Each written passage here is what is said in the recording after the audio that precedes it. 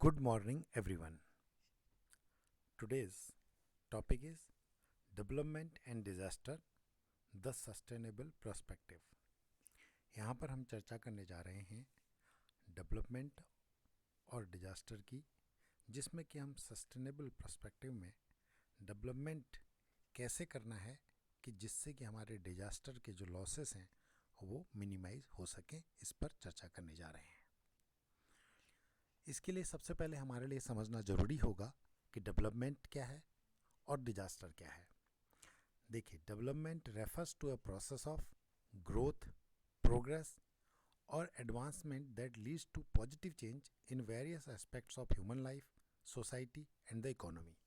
अर्थात डेवलपमेंट का मेन मकसद होता है कि हमें ग्रोथ करनी है, हमें प्रोग्रेस करना है, हमें एडवांसमेंट करना है, हमें अपने ह्यूमन लाइफ में पॉजिटिव चेंजेस लाने हैं, सोसाइटी के लिए और इकोनॉमिक ग्रोथ करना है। अर्थात ये एक मल्टी डायमेंशनल कॉन्सेप्ट है। हमें मल्टी डायमेंशनल सभी डायरेक्शन में ग्रोथ करना होगा, अपने लिविंग स्टैंडर्ड्स को इम्प्रूव करना होगा, इकोनॉमिक वेलबींग के बारे में सोचना होगा, सोशल इक्वालिटी को लाना होगा, टेक्नोलॉजिकल कैपेबिलिटीज़ को बढ़ाना होगा, इंफ्रास्ट्रक्चर को डेवलप करना होगा, एजुकेशन बेटर करनी होगी, health care and many more.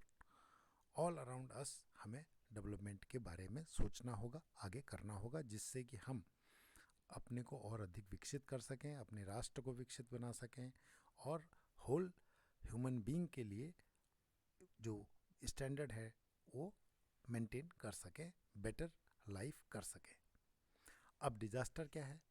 Disaster को, जैसा कि हम सब जानते हैं कि बाढ़ आई, भूकंप आया, आपदा आई, किसी न किसी प्रकार से बादल फटा, ओलावृष्टि, अम्लीय वर्षा, ये कोई भी ऐसी घटना जो मैन मेड हो या नेचुरल हो, उसे हम डिजास्टर कहते हैं।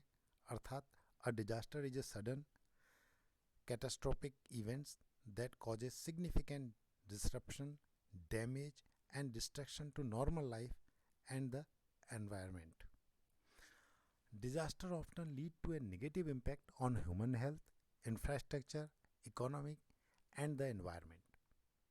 Disaster management involves, अब हमें समझना होगा कि डिजास्टर के कारण हमारी ह्यूमन लाइफ में, हमारे इंफ्रास्ट्रक्चर में, हमारी इकोनॉमी में और हमारे एनवायरनमेंट में एक नेगेटिव इम्पैक्ट पड़ता है। डिजास्टर मैनेजमेंट क्या है?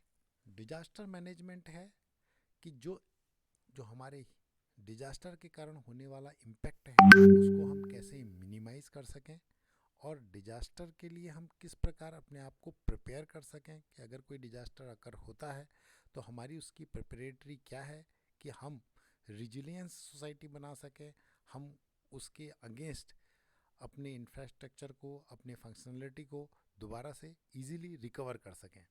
अर्थात disaster management involves efforts to mitigate the impact of disasters, prepare for their occurrence, respond effectively during the crisis, and facilitate recovery and reconstruction afterwards.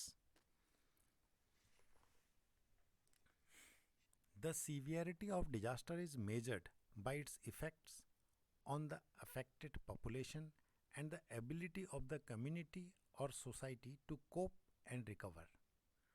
Disaster management involves efforts to mitigate the impact of disasters, prepare for their occurrence, respond effectively during the crisis, and facilitate recovery and reconstruction afterwards. अब हम ये भी समझ चुके हैं कि disaster management का जो मेन फंक्शनैलिटी है वो ये है कि किसी डिजास्टर इवेंट से हम किस प्रकार निपट सकते हैं और कितनी आसानी से हम उससे निपट सकते हैं, जूझ सकते हैं और अपने आप को पुनः खड़ा कर सकते हैं या और अच्छा और बेहतर डेवलपमेंट अपना कर सकते हैं। अब इसी के साथ एक टर्म जुड़ा हुआ है, सस्टेनेबल डेवलपमेंट। तो सस्टेनेबल डेवलपमेंट क्या होता है? सस्टेनेबल डेवलपमेंट का मतलब है कि sustainable development emphasises the need to meet the needs of the present without compromising the ability of future generation to meet their own needs. कि ऐसा तो नहीं कि कहीं हम विकास ऐसा करने जा रहे हैं कि जो आज कुछ समय के लिए तो हमें बहुत अच्छा लग रहा है, लेकिन आने वाले फ्यूचर में कि हम प्रकृति को कोई ऐसा नुकसान तो नहीं पहुंचा रहे हैं कि वो फ्यूचर जनरेशन में पता चला कि वो हमारी आने वाली कमिंग जनरेशन के लिए एक डिजास्टर बन जाए। तो हमें डेवलपमेंट भी करना है और हमें इस बात का भी ध्यान रखना है कि जो हमारी डेवलपमेंट है वो फ्यूचर जनरेशन की नीड्स को भी ध्यान में रखते हुए किया जाए। Development can occur at individual, community, regional और national levels and it often involves efforts to enhance overall human well-being and quality of life।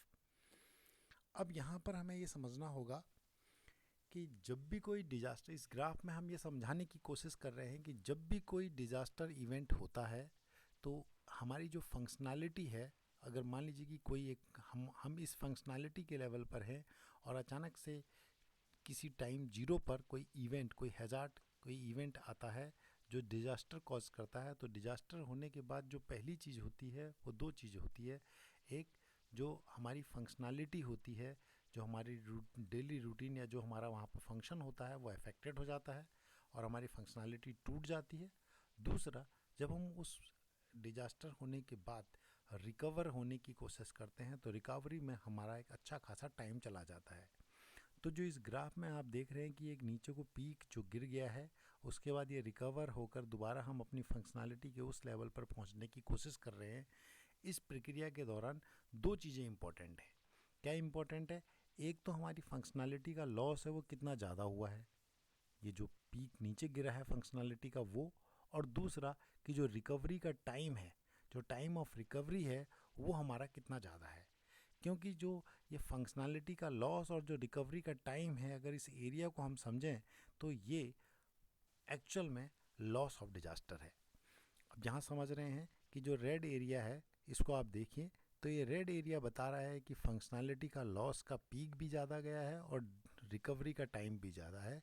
तो ये ज़्यादा लॉस है डिजास्टर में, ये थोड़ा मॉडरेट लॉस है और ये लॉस मिनिमाइज़ किया गया है। यानी कि जब हमारी फंक्शनैलिटी का लॉस भी कम होगा और रिकवरी टाइम भी जल्दी से पूरा होगा तो ये ग्राफ में लॉस, डिजास्टर होने से कोई ना कोई लॉस तो ज़रूर होगा फंक्शनैलिटी में, लेकिन उस लॉस को कम किया जाए उसके पीक को और रिकवर जल्दी किया जाए, ये एम होता है हमारा डिजास्टर मैनेजमेंट का ओवरऑल।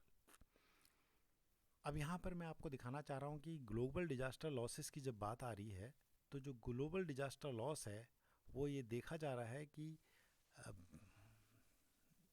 पिछले 2 दशकों में जो डिजास्टर लॉस है उसका जो पीक है, वर्ल्ड वाइड ये बात हो रही है, तो डिजास्टर का जो पीक है वो देख रहे हैं आप कि पहले $100 बिलियन के आसपास था, जो आज बढ़ते बढ़ते लगभग 200 ऑन एन एवरेज की हम बात कर रहे हैं, क्योंकि पीक तो बहुत ज़्यादा जा रहा है 400 बिलियन के आसपास, लेकिन ओवरऑल अगर एवरेज की बात करें तो एवरेज डिजास्टर लॉस बढ़ता ही जा रहा है वर्ल्ड वाइड, जबकि हमारा डेवलपमेंट भी हो रहा है और डिजास्टर और डेवलपमेंट के साथ जो डिजास्टर लॉस ओवरऑल घटना चाहिए था वो अभी भी नहीं घट रहा है बल्कि वो बढ़ रहा है। तो अब इन्हीं बातों को ध्यान में रखते हुए हमारे जो 17 सस्टेनेबल गोल जो G20 में हमारा चल रहा है, कि जो हमारी मेनली ये 3 भागों में बटे हुए हैं। पहला, हमारा जो सोशल पॉवर्टी को ध्यान में रखना है, सोशल ग्रोथ को, सोशल डेवलपमेंट को ध्यान में रखा जाना है। दूसरा, इकोनॉमिक ग्रोथ और इकोनॉमिक डेवलपमेंट की बात की जानी है। तीसरा, एनवायरमेंटल प्रोटेक्शन की बात की जानी है, एनवायरमेंटल प्राकृतिक संरक्षण की बात की जानी है, जिसमें हम नो पॉवर्टी की बात करते हैं, जीरो हंगर की बात करते हैं, गुड हेल्थ बीइंग की बात करते हैं, गुड क्वालिटी एजुकेशन की बात करते हैं, जेंडर इक्वालिटी की बात करते हैं, क्लीन वाटर एंड सैनिटाइजेशन की बात करते हैं, ग्रीन एंड रिन्यूएबल एनर्जी की बात करते हैं, डिसेंट वर्क और इकोनॉमिक ग्रोथ इंफ्रास्ट्रक्चर की बात करते हैं, इंडस्ट्री इनोवेशन की बात करते हैं, रिक्वायर्ड इनइक्वलिटीज़ की बात करते हैं, रिड्यूस करने की कोशिश करते हैं जो सोशल इनइक्वालिटीज़ हैं, किसी भी तरीके की इनइक्वालिटीज़ हैं उनको। इस तरह से जो हमारे गोल हैं, ऐसे ही हमारे जो क्लाइमेट कंट्रोल, क्लाइमेट एक्शन के लिए जो हम देख रहे हैं कि पूरी पृथ्वी को हम किस तरह से रहने लायक बनाएं, भविष्य के लिए पृथ्वी को संरक्षित करने की कोशिश करें, ग्लोबल वार्मिंग को कैसे कम करें, पॉल्यूशन को कैसे कम करें, इन गोल्स को ध्यान में रखते हुए हमें अपने डेवलपमेंट में इस बात को फोकस में लाना पड़ेगा कि जो हमारा डिजास्टर मैनेजमेंट हो वो इस तरह का डेवलप किया जाए कि हमारा जो लॉस ऑफ फंक्शनैलिटी है उसका पीक कम हो और जो हमारी रिकवरी का टाइम हो वो कम हो, तो हम development catering with the disaster loss और मिनिमाइजिंग द डिजास्टर लॉस की दिशा में आगे बढ़ेंगे। तो हम इन्हीं बातों पर चर्चा करना चाह रहे हैं। विस्तार में ये चर्चा फिर जारी रखी जाएगी। आज के लिए इतना ही काफ़ी है। धन्यवाद।